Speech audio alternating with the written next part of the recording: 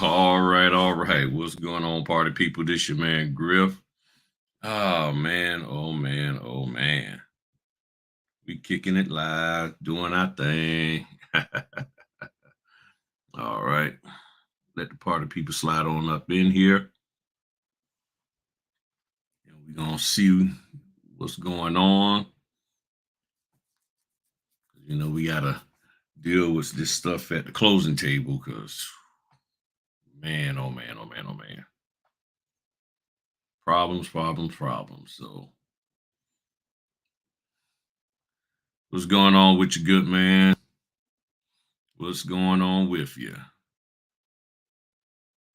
Double check my audio. Yep. All right. Yep. My audio's good.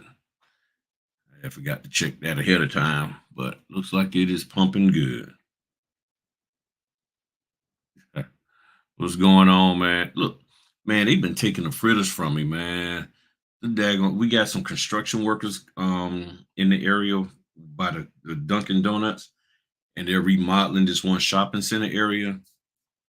Them suckers coming in every morning just taking up all the donuts. So I can't get no donuts nowhere. All the Dunkin' Donuts in my area, they just straight up empty of all food. So, and I ain't getting up at no 4 o'clock in the morning just to get a donut. Have you ever notarized a signature on a read and an approved stamp? Never heard of that one. Have you ever notarized a signature? That's nah, I have not done it. Never heard of that. Read and approve. Wait a minute, wait a minute, wait a minute, wait a minute, wait a minute. Oh, ho. I think I know. Okay, the stamp says read and approve, and they want you to know. No, I haven't done that. So I get it now. I get it. I get it. Okay, my bad. It says read and approve. They stamped it, and then they want you to notarize that signature. Nah, I ain't never heard of that one before. That I mean, technically, you can. You can probably do an acknowledgement, just acknowledging that they agree, all that. But no, I've never been asked to do that. That's new. That's a new one there. Hmm, interesting. I guess they want to make sure that they did sign it, or somebody come back probably been claiming that they didn't sign it and stuff. So who knows? Um, and again, thanks for hitting the like button and everything. So greatly appreciate that from each and every one of y'all. Hitting that like button, hit the share, let the folk know we are here. And feel free to drop your questions in the chat. I know we got a lot of other stuff going on, people chilling this weekend and all of that, doing some other social media stuff, but I ain't gonna be up here too long. So most people probably catch this on replay. But I wanted to hold on, what my man got to say. Yeah, they had an acknowledgement on that page after, but to me it looked like an all-purpose acknowledgement, so I didn't. Yeah, yeah, that don't make sense. Why they must be having problems with people doing it, or maybe that's a well. What I've also seen is that that's one of the ways they get notaries to make sure the notaries do their job. So the notary's probably been skipping over it, and if it don't have a notarial stamp on it, most notaries are like, I ain't gonna worry about it. So you put a notarial stamp on it, then you have to address it, which means they got to fill it out, they got to sign it or something in order for that notarial certificate to be complete, because there's a notarial certificate on that particular document. So that's what a lot of people, that's what some companies have done. So before I get started, how has everybody week been? This week was really, really up and down. I got 17 done. I was supposed to have 18, but unfortunately, I actually had to come off the order. I told them, I said, y'all can take me off because there was some confusion about the timing going back and forth, and nobody was clarifying stuff with me. And I went ahead on and said, hey, look, Saturday I got a lot going on. So y'all can go ahead on and just take me off, because the signer, he wasn't confirming the order. He kept telling me, I'll call you back and let you know. And this has been going on since like Tuesday. And I'm like, I need to know and everything. So I went ahead and came off. So I got 17 signings for this week. So that's one shy of my norm, which is that I like to have, which is 18. Um, I got 11 next week. Right now, I'm sitting at 71 for the month.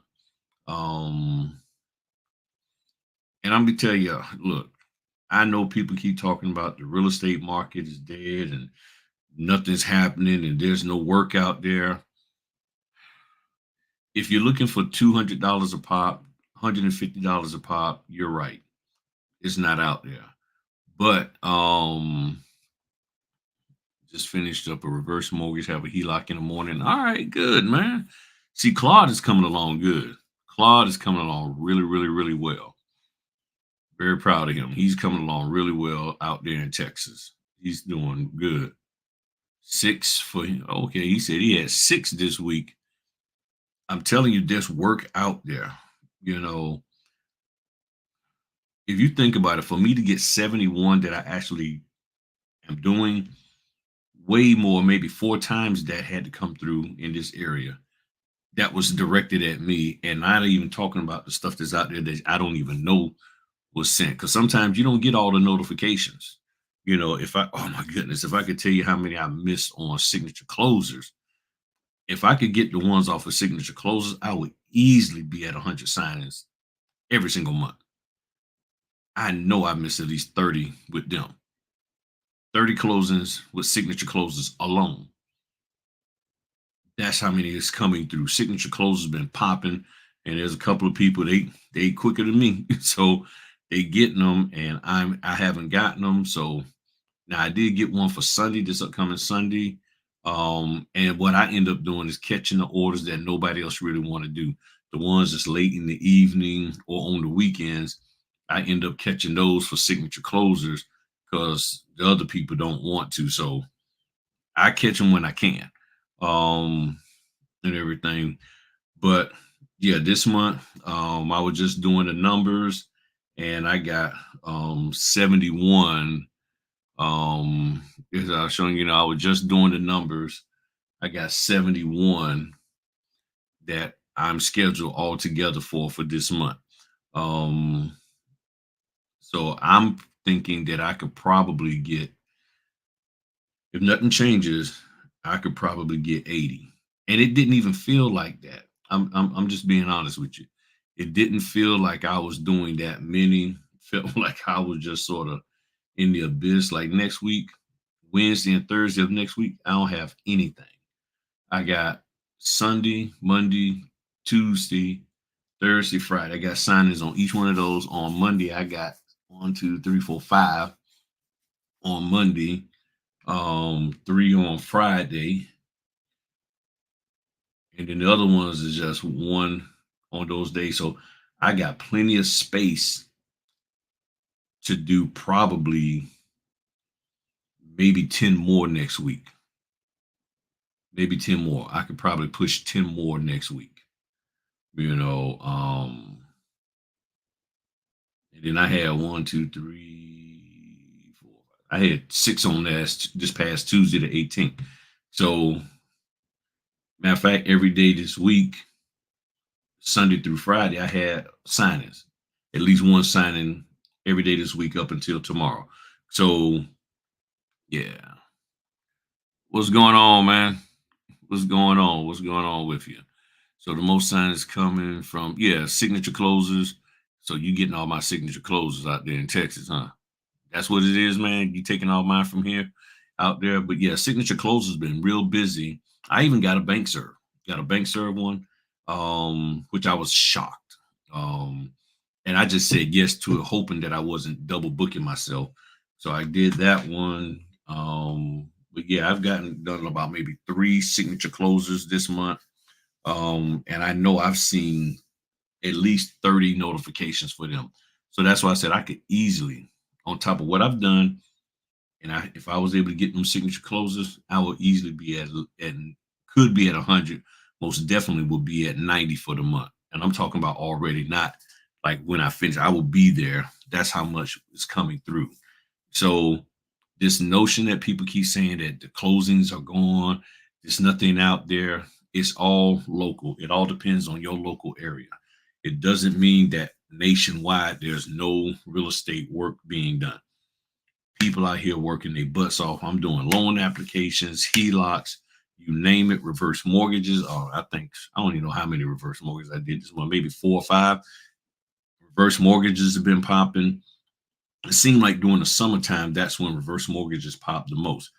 But they're out there, and you just gotta make yourself available and not get caught up in the you're gonna pay me this amount, that amount, and the other. You really, really have to. So they've been keeping busy with loan bonds and HELOCs. Yep. And like Caprina said, great job, Claude. And then good evening to you, lady. You got a reverse next week. Oh, your first one. Okay. Well, I did a video on that in this, and since you're a channel member, that's what that little emblem stands for. You're a channel member. Hit me up if you need some help and want to go over anything.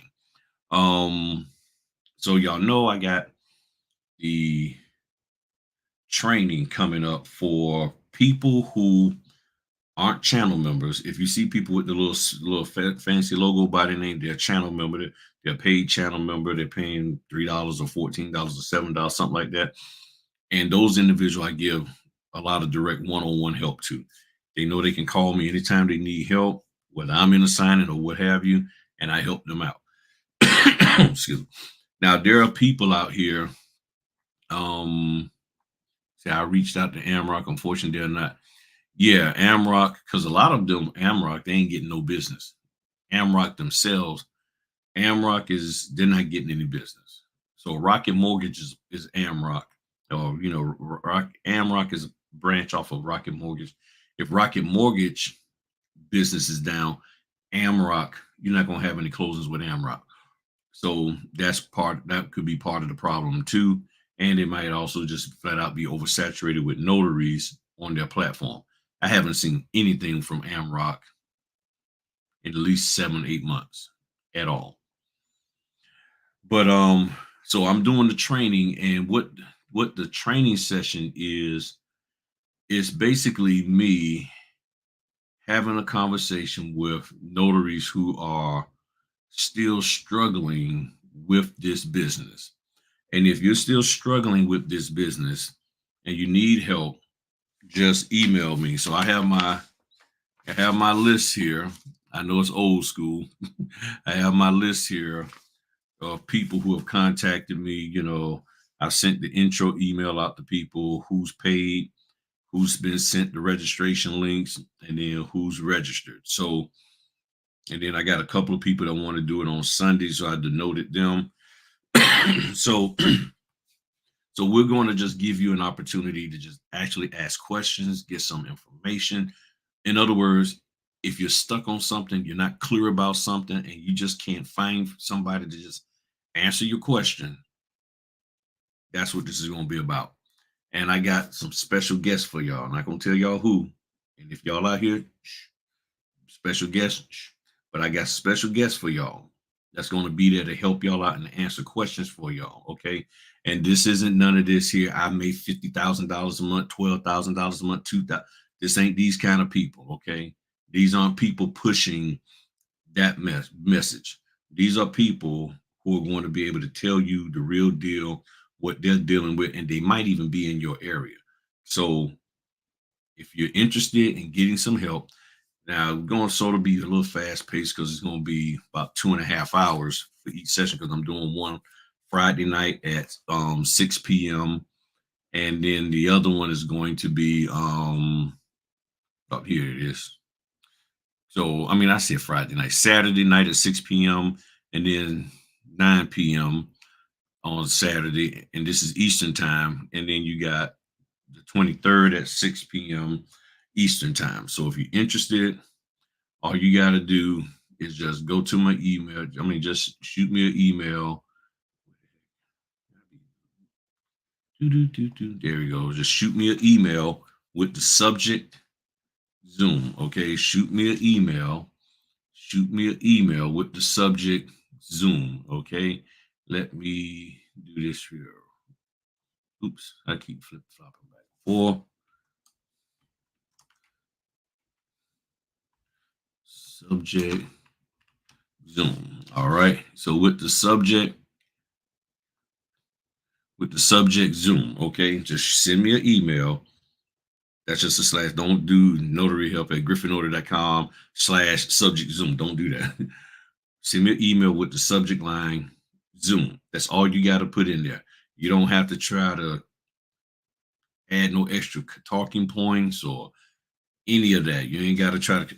If you send me an email, I'm going to send you an intro email. It's going to explain everything. You either roll in, join or you don't. The cost is $10. That's it. If you for any one of those sessions, for per session. So if you want to do all three, that's on you. I don't think you need to. Then it'll be $30, but it's up to you.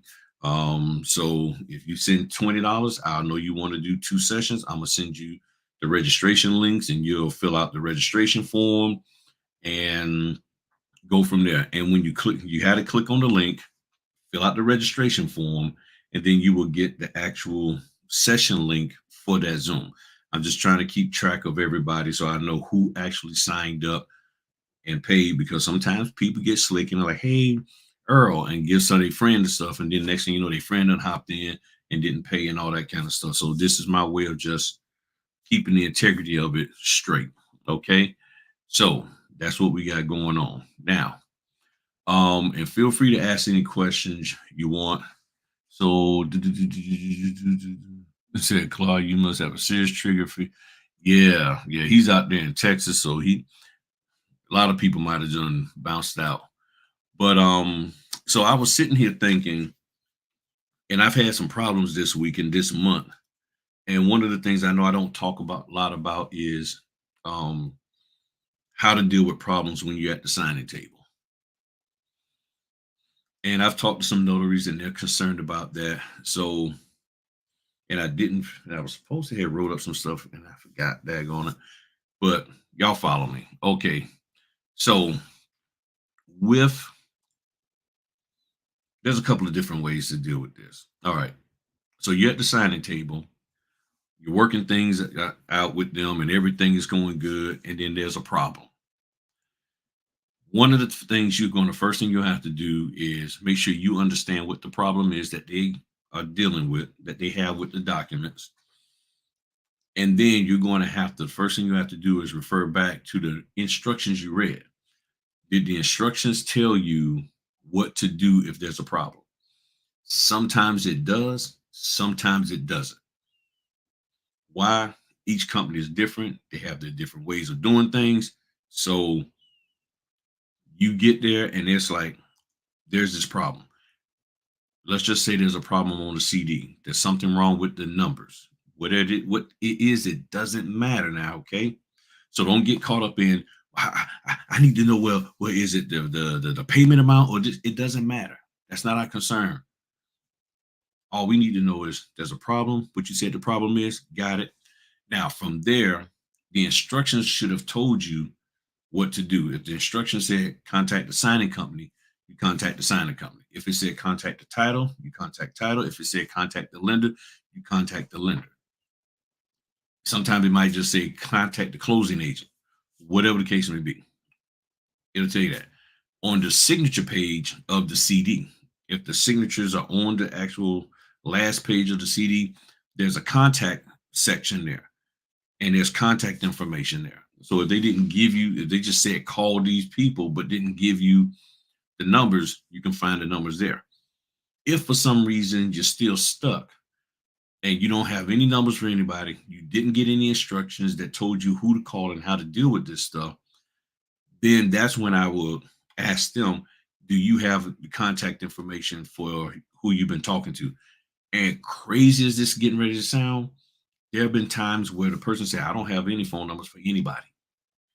So now I'm going straight to the CD, the third page of the CD. And while I'm talking, I'm going to see if I have a example one to pull up for you. I'm sure I do. They're sitting there telling you they don't have any contact information for somebody who they've been talking to for the last couple of months about this loan that they're getting, and they're supposed to be getting back $100,000. And they're sitting here saying, I don't have any contact information for the person that I am dealing with. And that doesn't make a lick of sense to me. I'll be honest with you, that they don't have the contact information for anybody. I'm just pulling this up. Da, da, da, da, da, da, da, da. All right.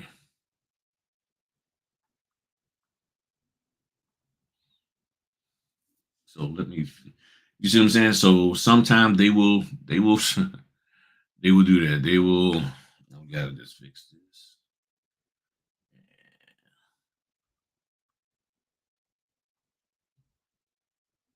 Hold on.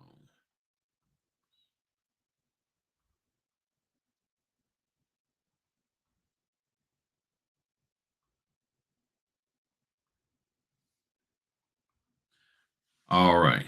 So I just wanted to do this real quick and ask any questions to so and feel free, those of you who experience, to drop in any kind of issues that you've dealt with or got a question about something you've dealt with.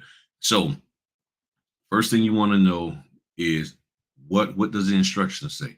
There are some companies that specifically say you do not call anybody but us, meaning the signing company.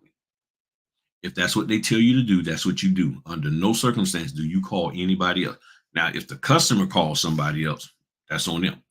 But you need to contact the signing company. Now, I know the experienced people are saying, but the signing companies never answer the phone. Doesn't matter. You reach out to them and you follow the protocol that they ask you to follow with regards to that.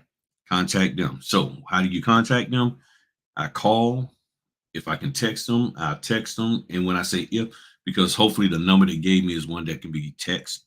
So, call, text, email, and then if it's in a portal like signing order or signature close, I mean signing order or SnapDocs, I'm using that portal to let them know that there's a problem. Please call me.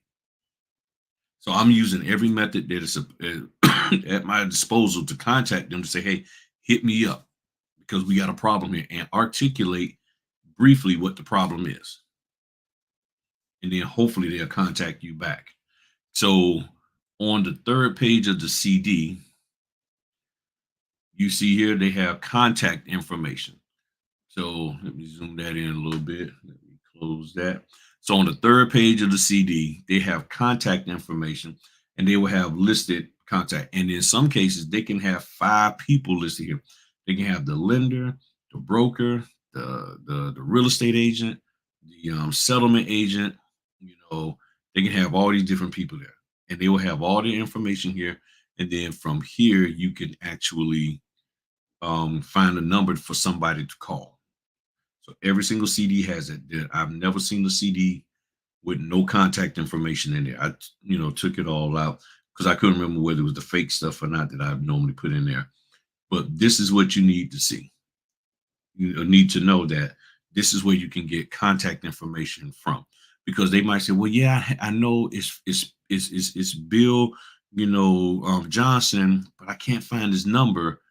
You look on here, and a lot of time, oh, here's Bill Johnson's information. Is it such and such? Yep, that's the number. And then either you call them or you can have them call them, depending on how the instructions are. And a lot of times when I ask them, well, not a lot of time, all the time I say, please put it on speaker because I want to hear. Now, at this point, see, this is one of the ways you learn what's going on. So if there's a problem with the CD, I was supposed to get $6,000 back, but I'm only getting 1,500. Well, why is that? You talk to the loan officer. Yeah, that's a good question. I don't know. Oh, the title company found such and such, and they didn't tell you. So now you're learning that there's a lack of communication between the title company and the lender, which can affect the closing that you're in. So that's why I say there's no need to get all stressed out when things aren't going perfectly in the way you want. Just make sure you do things correctly in accordance with your understanding of being a notary. So, question here said, Mr. Griffin, I have an issue. I need some assistance. I need renewal of my commission. I sent the documents, fees to the clerk, and my commission expires 24. What can I do to check? What state are you in? Oh, you're here in Virginia. June 20th. They should. Oh, yeah, no, you can. Oh, hold on. Mm, uh, hold on. Hold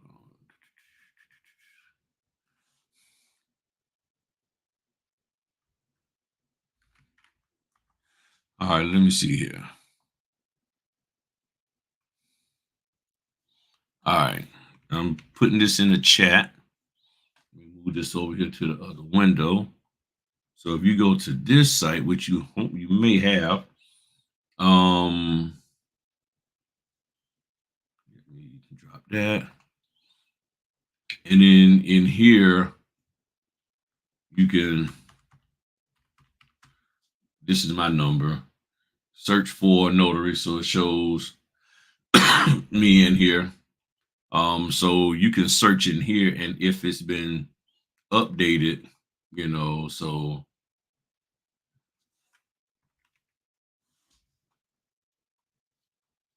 oh, first name required, my bad.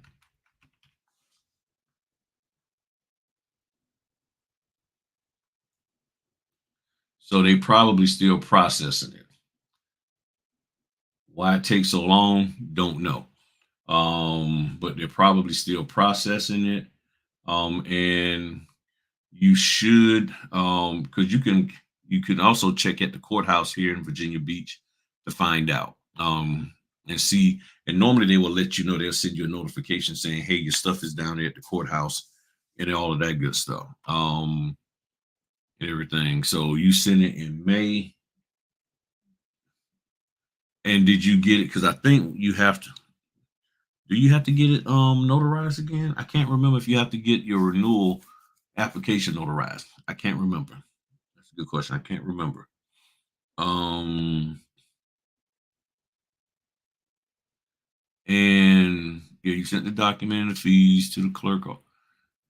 Well, did you, well, Secretary of State people, or did you send it to the Virginia Beach courthouse people? Because if you send it to the Virginia Beach courthouse people where you originally picked it up, that's not the place to send it.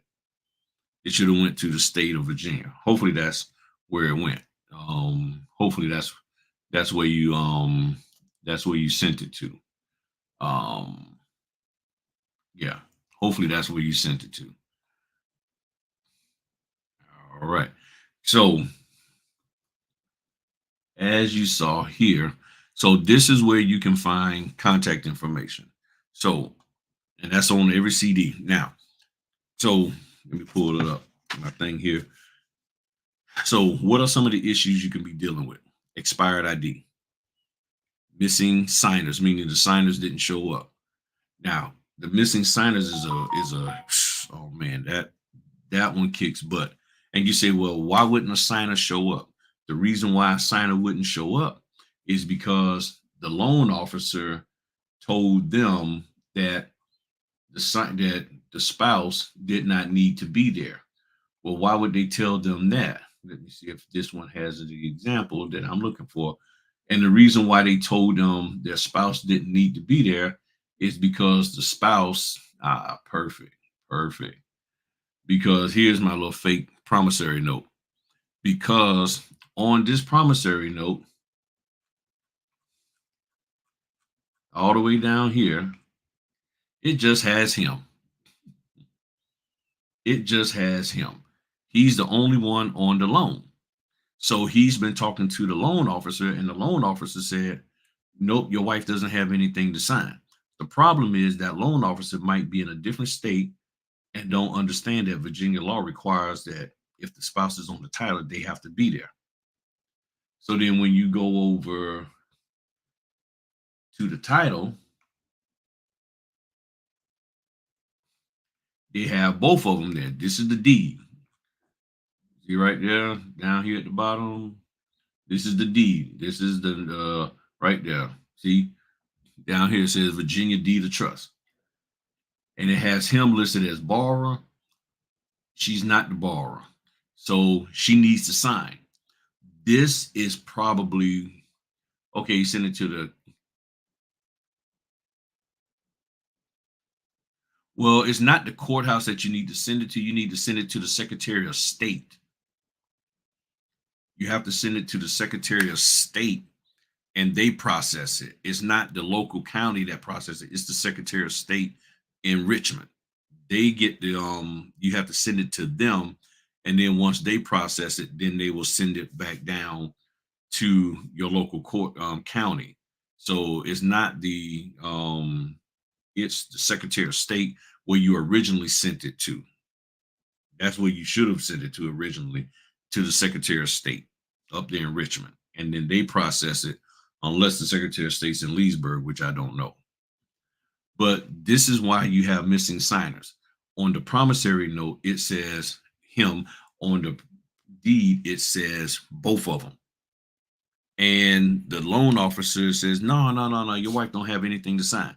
Because some people are very adamant that they don't want their spouse on the promissory note. And they're like, she gonna have to sign it? No, she ain't got to sign anything. Okay, good. And then, or he doesn't have to sign anything. And then they get there. Like today, I had one where the wife was the primary, and the husband, he was just on the deed of it. But he knew that they knew that he had to sign. But you get in those situations like that, and you're like, okay, what the heck to do? So the next thing you know,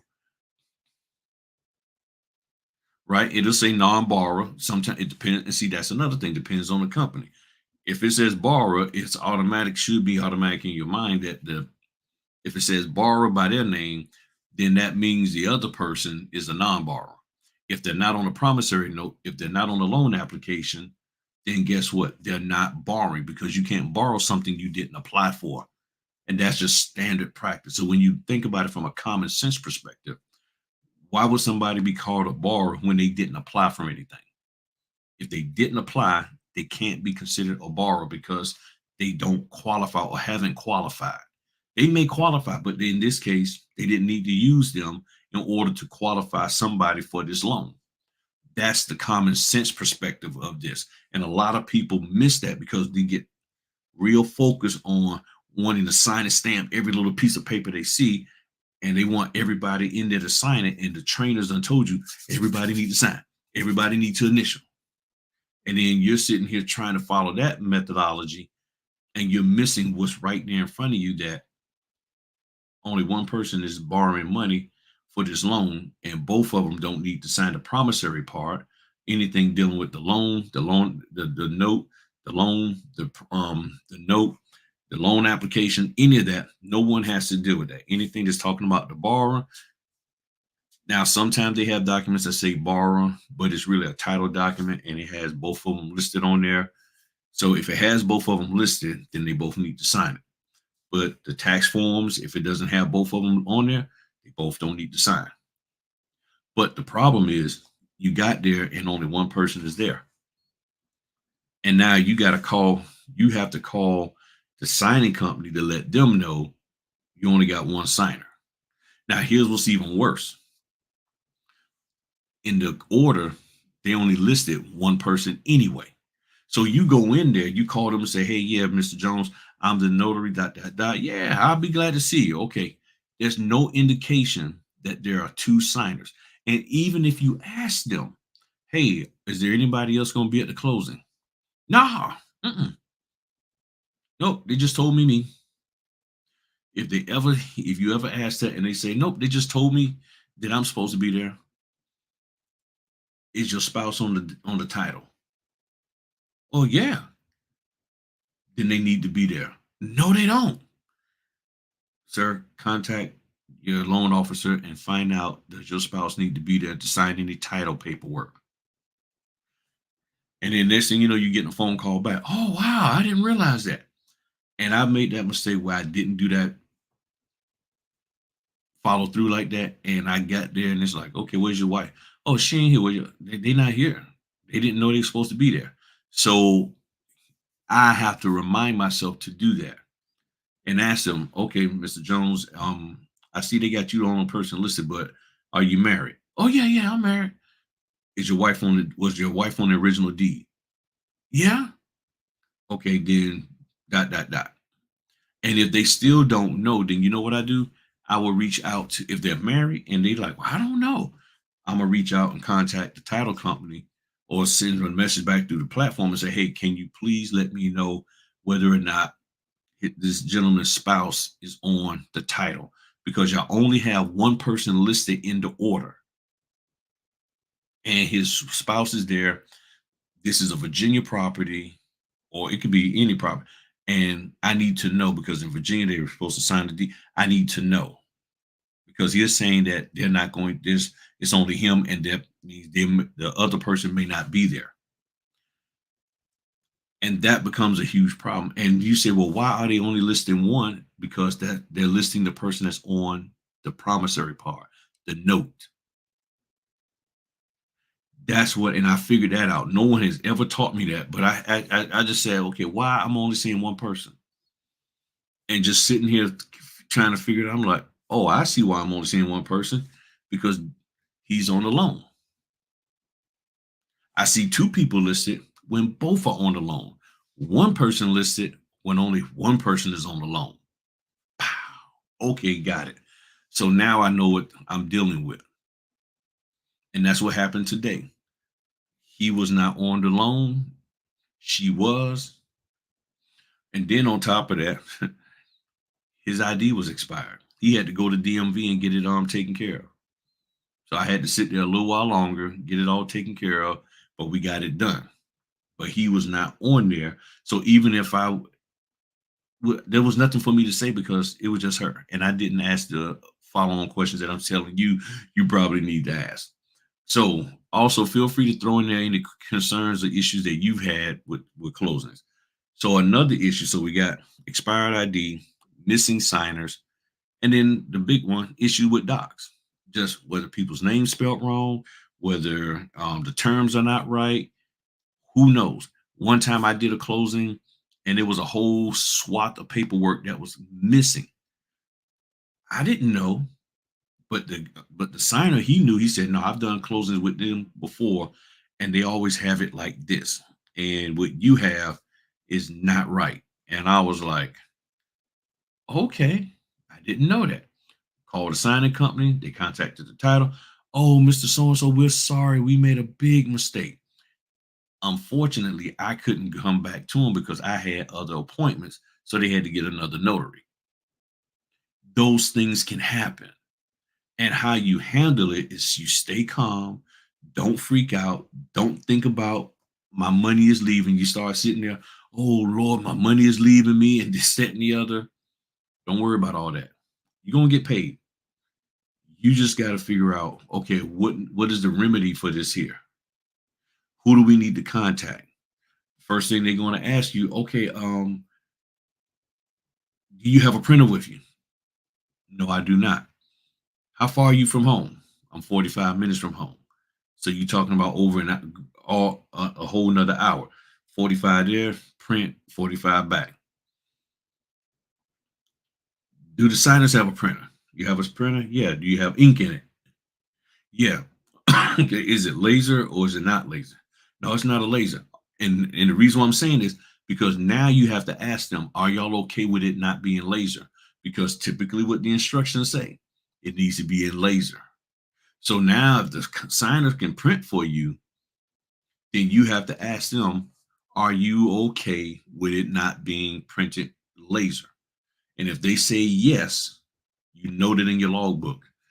And then sometimes what end up happening, um, they'll send you the document, and you download it, and then you forward it to them. And I've done that multiple times. I did it 2 weeks ago, sitting there. I'm in the process of leaving, and I look down when I go to close out there. Oh yeah, we got this last document that has to be signed. It has to be signed. Y'all got a printer? Yeah. You got ink? Yeah. Is it laser? Yeah. Oh, it is laser? Yeah. Okay. Send it to them. And I told them what I was doing. I said, look, I'm about to leave. I don't have a printer. It's gonna be about a hour's drive. All come. They said, and I said, they'll print it here for, and they said, okay, thank you. Did it, boom. Haven't heard any issues with the with the closing. I've done that multiple times. In dealing with problems at the table, you got to just stay calm. More than likely, it's not your fault. The only time it'll be your fault is if you were supposed to have printed and brought some particular document and you forgot. And I've done that. I did. Here's what's even crazier.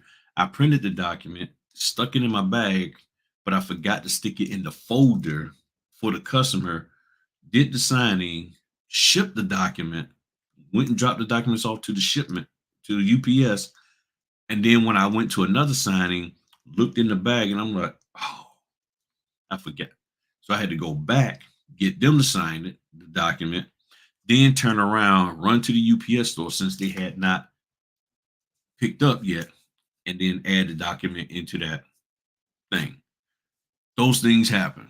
Those things happen. So so Melissa says I had to remind signers that the spouse has to be present. Some spouses think they're the only signing a couple of documents and are shocked when you tell them they have more to sign. That is true. Um, hey Griff, I received an email regarding a grant deed that was signed by two borrowers. Okay, and they're requesting that I provide the office any relevant journal entry. Photo identification. Well, if you don't have the photo ID, because you probably deleted the thing. I mean, yeah, you probably have to pull out your journal from back then and see what it says. Yeah. So not a problem, but the borrowers have mailed documents. All would sign his stickers before the appointment. However, signing service told me to bring copies and have them. I've had that happen. The request was sent by an attorney. Okay, and see, let's deal with this. What she's talking about right here. See, this is the reason why it's so important for you to understand your notary laws because this is from 2014, 10 years later. I did double check. Yeah, 10 years later. And guess what? Shoot, darn near exactly 10 years on the dot because this is June 21st. So just shy of exactly 10 years, somebody wants to verify such and such was done. This is why it's important for you to make sure that you do stuff right. So that's why when there's that thing of Jane Jones, aka Jane Smith, I need to see the ID in both. Well, she don't have ID in Jane Smith anymore. That was 20 years ago. Do you have two credible witnesses that know her? Well, yeah, but they're in Missouri and they're not here in Virginia. Then we can't proceed. Well, we got a birth certificate and I'm not allowed to take that as a form of valid identification, as a primary form. So what are we going to do? Let's get somebody on the phone and talk to them. And then the title company said, will we verify? So just take our word. I'm not allowed to take a third party's word on the ID verification of a person. I need to see this, that, and the other. State law. Well, no other notary does that. I understand that. That's all I can tell them. I understand they don't do it, but it doesn't negate the fact that what I'm supposed to do is this. And the reason why is because if they audit you 20 years later, 10 years later, and they say, well, we see so and so signed as a FKA or AKA, did you ever get the right? Did you ever get ID or how did they get the other name verified? Uh, did you use credible witnesses? No, because see, at that point, they're gonna go dig in your state law. What does your state law say? Oh, you're supposed to do this. Did you do it? No. Chink chink. I'll see you in lockup. Who keeps a copy of something 10 years ago? I just received special instructions to delete all ID images within two. I do keep a copy of the scans, but not the signer's ID. Yepper. This is what they tell us. And this is the dilemma. This is why you use your notary logbook and you write the stuff down in there. You make note of all of that. That's why I love the integrity journal because you got that big area to write everything down. I know there's people that make, you have the compact. I need as much space as I can to write information down, write notes down, all of that. I still have the journal entries. I do need to check the notary laws in California regarding sending right, because you have to find out whether your state, because in some cases it can only be submitted by court order, not just because somebody wants to see it. You gotta, yeah, you can't just do that. You gotta find out what the state laws are. So the issues with the documents can be a wide variety of things. So whatever in your mind you're thinking that the issues with the documents could be, that's what they could be. Oh, okay. Wife just sent me a text. Whatever you think the issues could be, yeah, misspelled names, dates not right, address is not right, um, the dollar amount's not right, all kinds of stuff. And the first thing you need to do is, what does my instructions tell me to do? My instruction says this is what I need to do, this is who I need to contact. And that's what I'm going to do. If my instructions don't say it, then I am going to send a note to the signing company, but I'm gonna just try to figure this thing out. Now, the biggest issue that many of you are gonna face, and I face it all the time, the signing company will not respond. So today I get there, the gentleman at 9 a.m. They don't have, he doesn't, oh, it's 10 a.m. I forget which one. It might have been 9 a.m. Excuse me, 9 a.m. And his ID was expired because he lost his ID. He had his old ID that expired in December of last year, but his current ID he lost. I was like, I can't use this. I immediately sent a note to the signing company, heard nothing. Sent them a second note, heard nothing. I had to call them before action was taken, before I actually got to talk to somebody and get something coming back like, what do y'all want to do? What will y'all accept? But nobody responded. And this is the biggest problem that you have. So at some point in time, you're going to have to just make a command decision, make, note it in your logbook, and then be ready to defend the decision that you made. And I know for some people, this isn't what you signed up for. You're like, I don't like dealing with this. Everything's supposed to be smooth. This is a professional profession. This is a very professional profession. Everybody should have their act together. Why do I have to sit here and try to figure something out like this? This is how it flows. This is just how it flows. You got all these people who are trying to make this money, do this, do that, and then the signer don't have an ID, don't show up, all this kind of stuff. Like one lady, she had the name that was on the document wasn't the name that was on her driver's license. She said the state of Virginia told her her name was too long, so they opted to cut parts of her name off of her ID. It didn't match. Well, I'm like, can't roll with it. But that's the kind of stuff that happens. And I'm sitting there like, and she's like, well, what am I supposed to do? I'm like, we can't move forward. Were they upset with me because of that? Oh yeah, they was upset. They was highly, highly upset with me because of that. But I gotta follow state law. And this is why I'm so adamant about you understanding state law more than worrying about how you, when your next Canva class you're going to take, when the next whatever. Hey, what's going on, Leo? Good evening to you. Good evening to you. Um, that's the thing. You say I just ordered the Integrity Journal, girl. Yeah, I'm gonna tell you. I love it. I know there's others out there, but this one works for me. It works great. I haven't had any problems, any of that. The only, if there's any problem, it's people.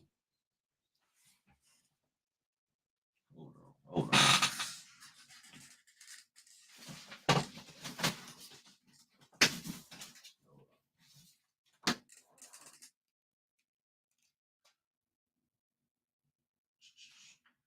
That one's filled out. Where it is? Oh, hold on. I'm about to fall out my chair, y'all.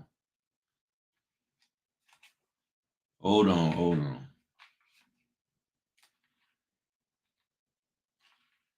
Doggone it. I got so many daggone journals floating around here.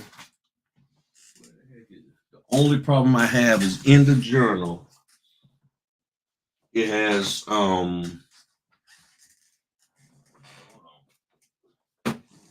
sometimes I don't perfect. I didn't use this all the way. So hopefully y'all be able to see this. So this is the integrity journal. So right here. So this is where their signature goes. This is where their initial saying that they were sworn in. This is for thumbprint or fingerprint. It says thumbprint. So what I end up doing, I do that. I scratch through that so there's no thumbprint necessary. So I put a little arrow pointing down, sign with an arrow, signed here in the big box, and then initial in the little box. And you know what people do? Go all the way over here where I scratched out and try to initial in there. Why people do that, I have no idea. I have no idea. I've used a highlighter and highlighted the whole daggone box. And the only time which I sort of stopped doing, I have to go one time I just put some blue painter's tape over the thumbprint area, and that stops people. But sometimes I'm so busy I don't have time to do that for every single page. And I was like, maybe I need to talk to Claude and ask him, say, hey, maybe you get one that doesn't have a thumbprint for like Virginia. I don't know what the cost would be. Maybe just have it to where that just gets printed out. I don't know, but this has been a huge problem because, and I had to start scratching it out like that because at first I was just putting an X. And you know what they was doing? Right down here in this little area, they would sit there and initial. And I'm like, I said, no, don't initial there. Initial in the little box. And, oh. And I'll see people get ready to initial, and then they're just initial in the big one. And I say initial in the small box where it says your initial. And they just won't do it.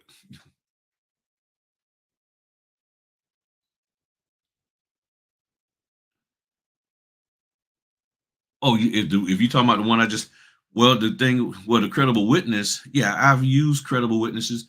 Early in the week, I had one lady had her first name and her maiden, her current name and past, and we use credible witnesses. I've used credible witnesses all the time, Jeff. Yeah.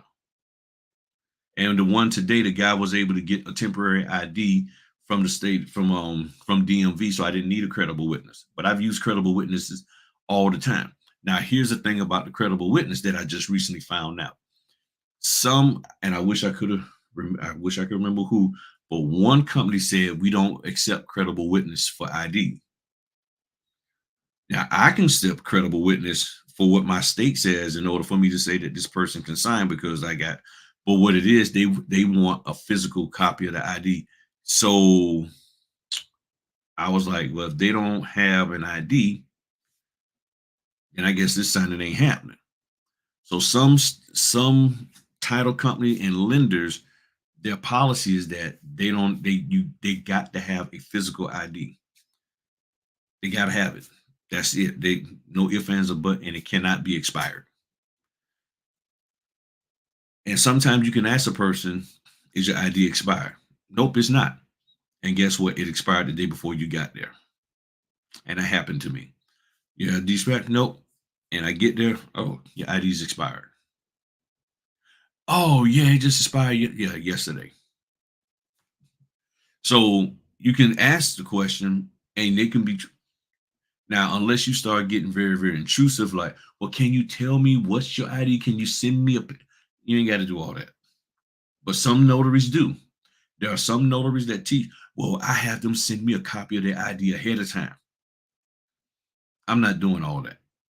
I'll deal with it when I get there. You've grown, you should. Now, the only other thing you could do is then say, Will it expire? But will it expire before we get there? Before I meet you, will your ID expire?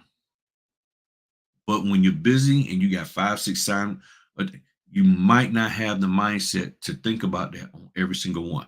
And yes, you can get you a piece of paper and write it all out and go through your checklist and all of that. But I'm not trying to have somebody on the phone asking them 50 questions just for once. But to each his own. If that's how you want to roll, then you roll that way.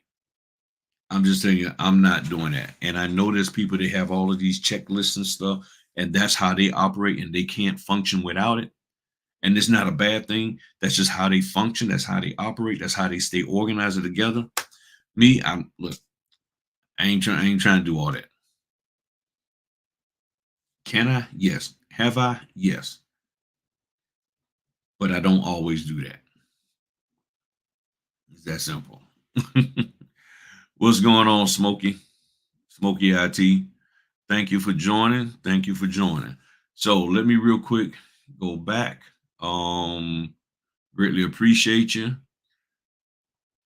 So again, if anybody is interested in the Zoom sessions we got this weekend, um, we got 3 of them. Where's my stuff at? We got 3 of them going down this weekend. These are the dates and times. If you got questions, if you're stuck on something, if you're unsure about something, this is a good time for you to come in. It's only $10. You just pick one session. The session is $10. If you want to do 2 sessions, if you want to do all 3, that's up to you. You don't have to. I don't think it's necessary. And I'm going to just answer your questions. And then I got some special guests that's going to be there to share some things with you about their journey in this notary business.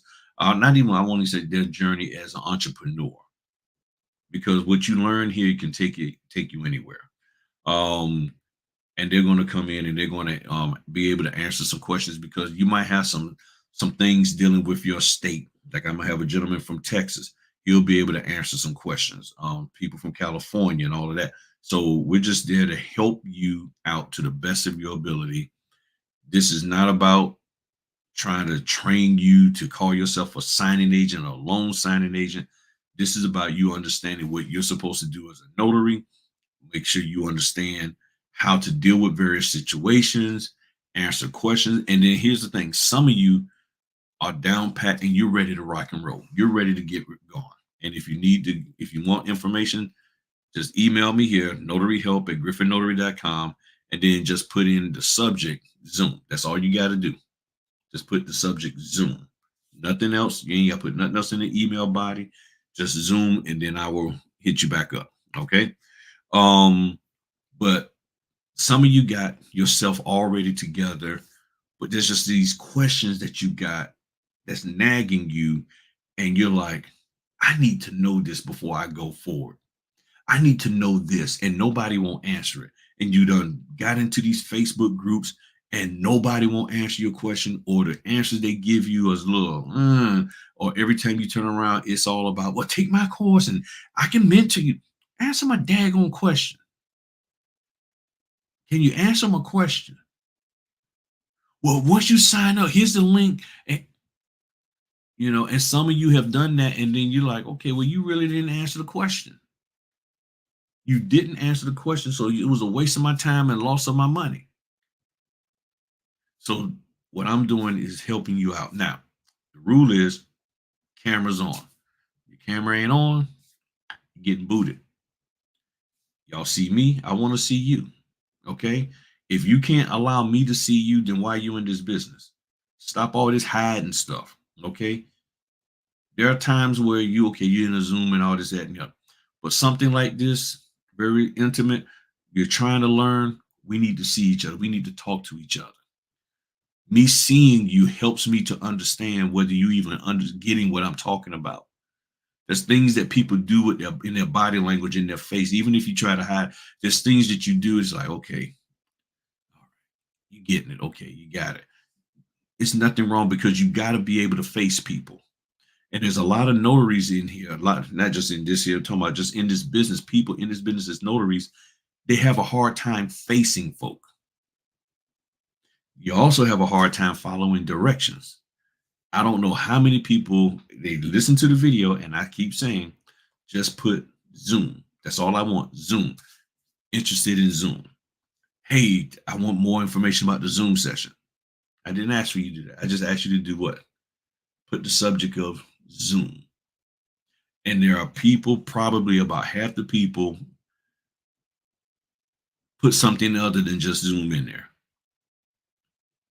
And that says something because, see, we have to learn how to follow direction. That's why I give directions the way I do, to see who's going to follow them. I've done training sessions before, and people won't get into them because they got to have the camera on. I don't want to have my camera on. Okay, then why not? Why do you not want to be seen? Take the time out, get yourself together so you can be seen. Because what you do on the small level, you'll easily do on a bigger level. Because people are always this, well, if a millionaire, billionaire, oh yeah, I got myself together. I'm gonna get myself all straightened up. Make that a part of your life, because I'm telling you, they can see you faking it. Because when you rush to get ready, you look like you rush to get ready. Make being ready, make being seen, make being able to look another person in the eye something that you do on an everyday basis. Not just when you think, oh, I'm meeting somebody super, super important. And I don't look at myself as super, super important, or even super important or as important. But there's a thing that I'm trying to develop in you, which is to be bold, to be brave, and to be a real business owner by not hiding. Stop hiding. Stand up, be in the front, be ready. I go to conferences and stuff whenever I can, especially when the chairs are, laid out, like this. I sit at the front. I sit on the end. If I can't get all the way to the front, I'll sit on the end. Because see, people in the back like to play around a lot sometimes. And most of the time, unfortunately, recently I've been getting them to them late, so I have to sit in the back. But if I can sit in the front, I'll sit in the front. And if I don't sit in the front, when they ask for somebody to say introduce themselves, I'm the first one. I'm like, I get up and I introduce myself. Why? Because people remember who goes first. You remember the first person, even if you don't remember what they talked about. Even if what they talked about you're not interested in, you just remember the fact that they stood up first. And you look at them a little bit different. You're like, wow, they must be confident, bold, and brave to stand up first amongst all of these strangers. Yeah. Well, wow, if you're that confident, you must really be able to, you must be really doing good business, or something. They look at you different. And you have to want to be looked at. And that's the problem that a lot of people have with business. They don't want to be seen. They just want to make the money, but they want to hide in the little corners and stuff. And we've all been there. I know I've been there. But I put myself out there. When I have to, I will. I will. And I'll be like,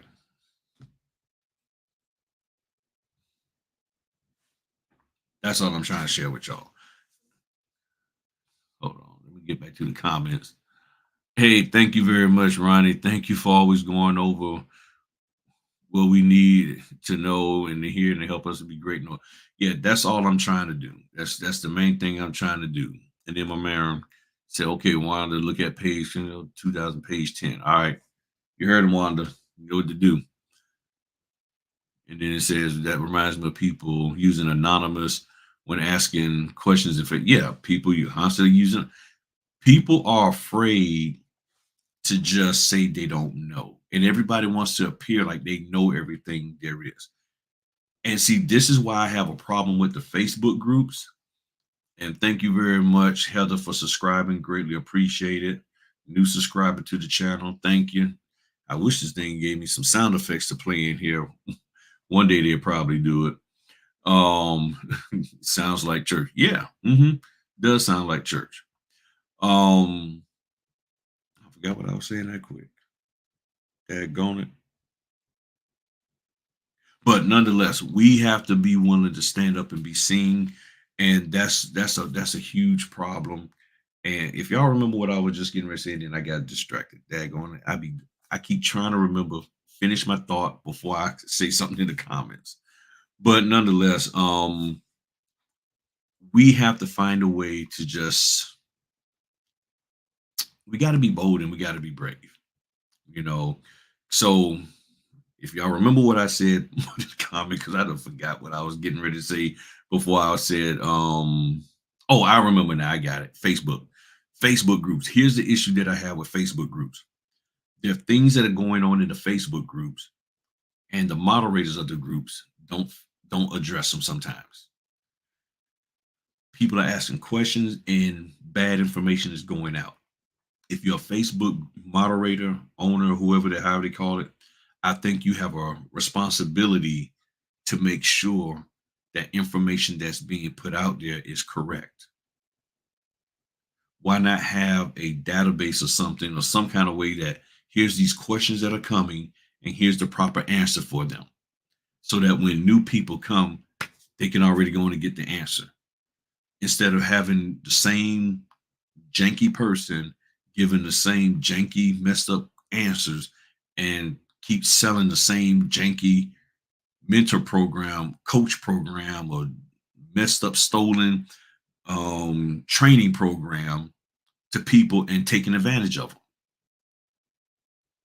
That's and y'all know this is happening, but nobody really wants to address it until it touches them. So that's why I don't really like being a part of Facebook groups. I'm a part of some of them, but I very rarely answer. I was in one and they asked a question. They might have took my comment down, but there was one person was saying that don't come in these Facebook groups trying to hit on people. You know, talking about I guess guys trying to push up on the women, or maybe women on women, who knows, or men on men. I don't know, but they were just like, don't be trying to push up on people. And I was like, you got these nasty blank notaries up in here, you know, doing this stuff. You're broke and you ain't got no money, but you sitting up here messing with somebody, trying to push up on people. And I've seen that at some conferences that I've gone to, you know, and I'm like, wherever you go, instead of people being able to say focus on work, somebody like, he fine, she fine. Stop trying to get your swerve on. Okay. We out here trying to make money. Leave people alone.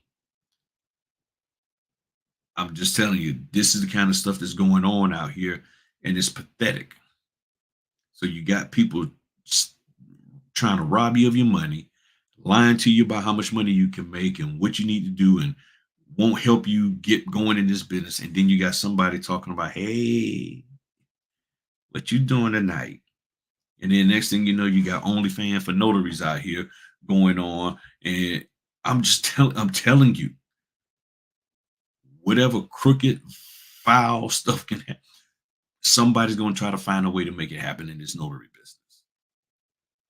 And y'all got to be willing and able to stay away from it. You see stuff going down that road with somebody, leave them alone.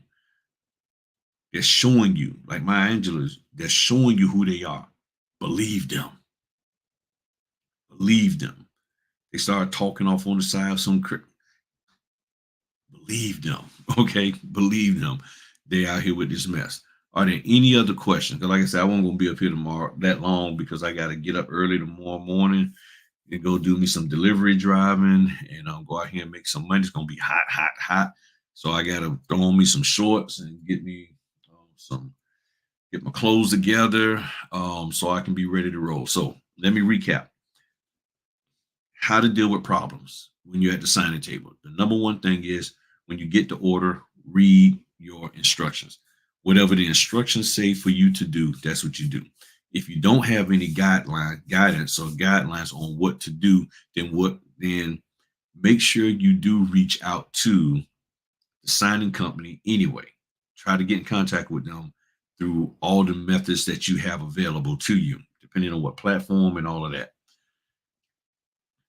Think logically about what the situation is and then maybe have them reach out to their representative, and then put the call on speaker so you can hear what's going on, and maybe even help explain what the problem is, because sometimes signers don't explain it correctly, and then sometimes loan officers or title people aren't listening because they're under all of this pressure, and they're just trying to get you off the phone and signing documents, and they'll just say yeah, yeah, yeah, yeah, yeah, yeah, whatever, you know, and it may not make the customer feel comfortable. So you got to make sure before they call, you understand what the issue is. Not try to explain it away or help them understand, like here's the answer, but it's like, okay, what is your concern? What are you really thinking? This, that, and the other. And if the loan officer is having a hard time understanding or the title, then that's when you can step in and say, well, okay, here's really what they mean. Because sometimes people will tell you what they really mean, and then they get on the phone with the person and then they say something different or they articulate it different. So this is where you can come in and help them out. Okay. Um,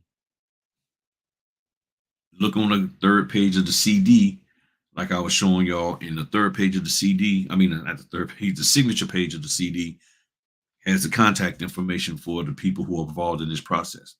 It can have two people at minimum, and I've seen it as many as five people listed. And somebody's there that they can call. Okay, you're somewhere along the line. You can get somebody on the phone and say, "Hey, here's what's going on. These are some problems. They need help." And if the signing company has explicitly told you to call them and no one else, you follow that. And there are some signing companies out there that explicitly say, do not call anybody first before you talk to us. You got to call the signing company first.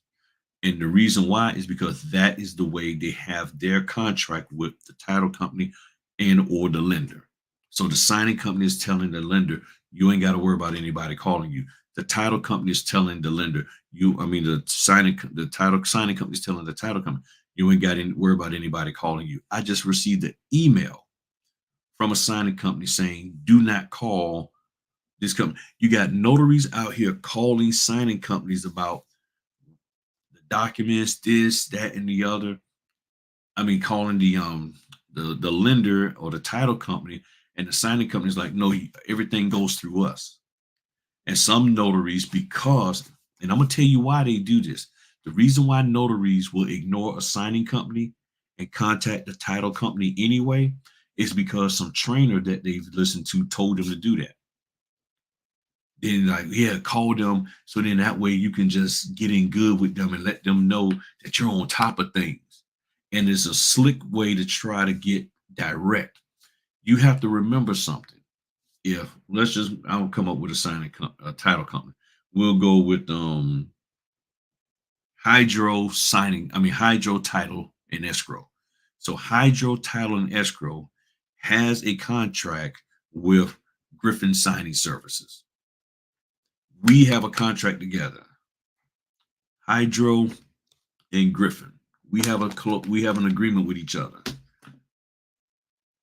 The signing company, the title company is not going to all of a sudden just start giving you direct work just because you called them about some documents. They have a binding contract between the title company and the signing company to function and operate a certain way. This is why I do not like these trainers out here and mentors and coaches, which fake folk out here telling y'all to do all this stuff to circumvent, when what they're doing is telling you to circumvent the legal binding contract that they have. Because the moment that title company violates that contract with the signing company and then starts giving you work directly, it it causes some problems. It's some legal problem, because if they find out that you are now getting direct work from them and they are supposed to have a contract with you, and the only reason why you ever work with that title company in the first place is because the signing company hired you, and now you done cut them out, you're cutting that person's money off. And when you start messing with people's money, things get dangerous. So that's what's going on. And I don't know why people can't understand that or figure that out. Oh, this trainer is telling me basically to help somebody void their contract with another person. And guess what? That can throw some serious ripple effects because now you're also affecting other notaries. Yeah. So you got to be careful about that. What are y'all thoughts on that? I don't know if y'all ever thought of it from that perspective, but I'm telling you, you have to be thinking outside of this little box that these trainers are putting you in. Oh yeah, just look on the third page of the CD because that's what. And guess what? And that's where you can see the settlement person and call them and send them notes and messages and cookie. Stop doing that. Stop doing that. Because if the purpose of you doing that is to cause that company who you're reaching out to void their agreement with the signing company, you are putting yourself in some legal problems. And if you don't believe me, then give me some proof that you're not, because that's essentially what you're doing. I want you to avoid your agreement with them and just hire me directly.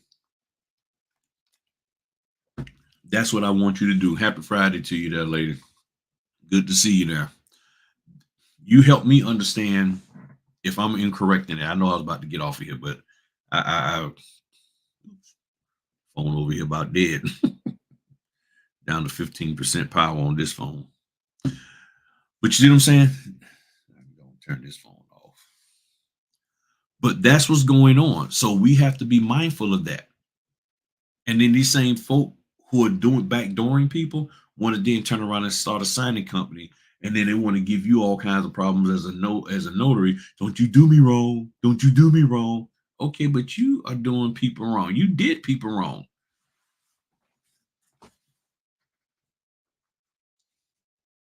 This is how these folk are out here. Folks so desperate for money, they willing to break whatever law they can, and hopefully they get away with it. So that's the kind of mess we got going on out here. I need y'all to be above that and not be so scared.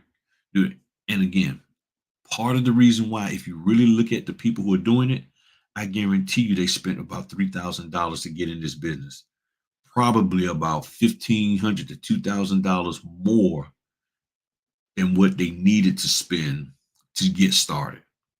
But they got caught up in the hype and they went and spent all kind of money that they didn't need to spend. And now they're trying to make it back by any means necessary. And this was going on. And I wish those folk would be honest, but they won't. They won't be honest. They don't want to be honest. They want to lie and make you think that everything is perfect with them and good and stuff.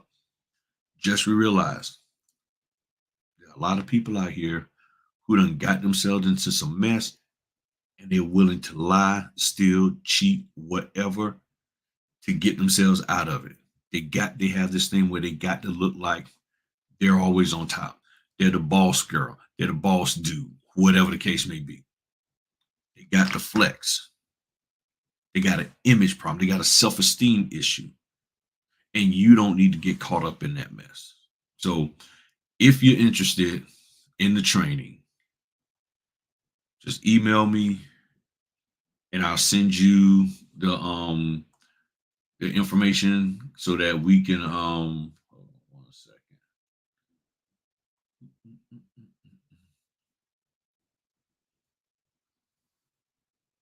All right, got some people already hit me up. All right, I see you, Sherry. So just so you know, got you covered. I'm gonna send you an email out when I'm finished this here. All right, got the people registering. All right, Miss Young, I got you. We got you covered. No problem. I'm gonna send it to y'all once I get over here. So I got two more people. All right, we good to go. So send me an email, subject Zoom. I'll forward you the information, read over so you can get an idea what we're talking about, and then we go from there. All right. So thank y'all very much. I greatly appreciate y'all. Had a wonderful, wonderful time. And Let me hit y'all with my outro, and which was the same as my intro, and then we'll be good to go. But y'all are some wonderful, wonderful people. I greatly appreciate y'all. Talk to y'all later. Peace.